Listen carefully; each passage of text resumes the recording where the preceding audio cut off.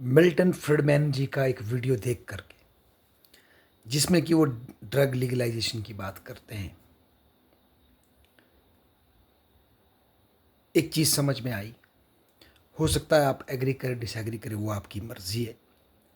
पर फ्रीडमैन कहते हैं जब जब गवर्नमेंट किसी ड्रग को बैन करती है, फॉर एग्जांपल जैसे हमारे देश में narcotics and psychotropic drugs act जो हमने पास किया 80 में अमेरिकन लॉबी के प्रेशर में, उसकी वजह से हमारी भांग, हमारी अफीम बैन हो गई।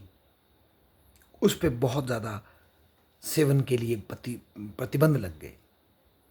पर अगर हम तब से लेकर के आज तक के 30-40 सालों के हालात देखें, नशा हमारे समाज में और ज़्यादा गहरा हो गया। और मज़े की बात है, नशे की जो फॉर्म है वो और भी डेंजरस हो गई। अब लोग भांग और चरस पे आधारित नहीं, अब वो स्पेद पाउडर, क्रैक और भी तरह के सिंथेटिक ड्रग्स, क्रैक्स, कोई कई तरह की जो मतलब बद्दी में दवाइयाँ बन रही, वहाँ से भी नशे की दवाइयाँ तैयार हो रही। पंजाब की हालत तो सबसे ढकी छुपी है नहीं, बुरी हालत है। पाकिस्तान से बड़ी संख्या में इंपोर्ट किया जा रहा है चुपके चुपके। तो फ्रीडमैन ऐसे में कहेंगे कि भैया, तुम्हारी पुलिस की चौकसी बढ़ाने से, बीएसएफ की चौकसी बढ़ाने से, तुम्हारे कैमरे बढ़ाने से, ड्रोन लगाने से, जितने मर्जी लगाओ, और लगा भी रहे हैं, कानून बड़ा सख्त भी है, बहुत से लोग जेलों में सड़ भी रहे हैं। फ्रीडमैन कहेंगे ऐसा ही होगा, जेल में लोग सड़ेंगे। इसका सिर्फ एक ही सलूशन है, भांग को और हमारी लोकल अफीम को खाने पीने के लिए लीगलाइज करो। जैसे ही आप भांग को लीगलाइज करेंगे, इसका ट्रेड ओपन होगा, अफीम का ट्रेड ओपन होगा, लोकल प्रोड्यूसर प्रोड्यूस कर सकेंगे।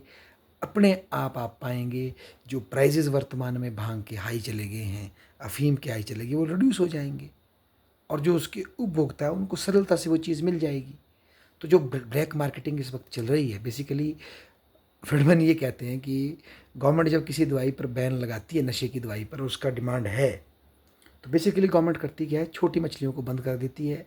और इनडायरेक्टली जो बड़े बड़े मगरमच्छ है, जो कार्टेल है दवाई ड्रग्स बेचने के, जिनकी सेटिंग बहुत ऊपर जा कर के होती है और कमीशनें बढ़ती हैं, चाहे फिर बॉर्डर पे हो या कहीं और हो, देश के अंदर हो, उनको वो मजबूती देती है और रेट भी महंगा हो जाता है।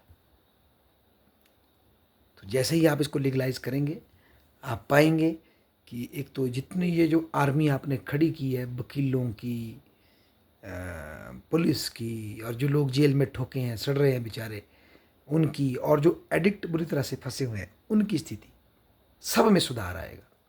एडिक्ट्स को इजीली अवेलेबल हो जाएगी चीज़, उनको चोरी करने की ज़रूरत नहीं, चिकारी करने की ज़रूरत नहीं, गलत तरीके यूज़ करने की ज़रूरत नहीं, प्रॉपर ले लो। और मार्केट भी ओपन हो जाएगी और प्राइस इसका नेचुरली गिर जाएगा। जब सब प्रोड्यूस करेंगे, प्राइस अपने आप गिर जाएगा, बहुतायत हो जाएगी। और ड्रग्स के खिलाफ कैंपेन आप चलाओ, बस लोगों को कंपेयर करो कि इसका यूज़ ना करें। पर जैसे दारू बाज़ार में अवेलेबल है, उस तरह से ये भी अवेलेबल रहे, तो रेगुलेशन भी हो जाएगा, छोटा मोटा रेवेन्यू जनरेट हो जाएगा। उसके बावजूद भी फ्रीडमैन कहते हैं कि अगर कोई आदमी पीता है, इसके बाद वो फुली जान करके भी इसका आदमी इसका सेवन करता है, तो वो उसकी कॉन्सिक्वेंसेज है।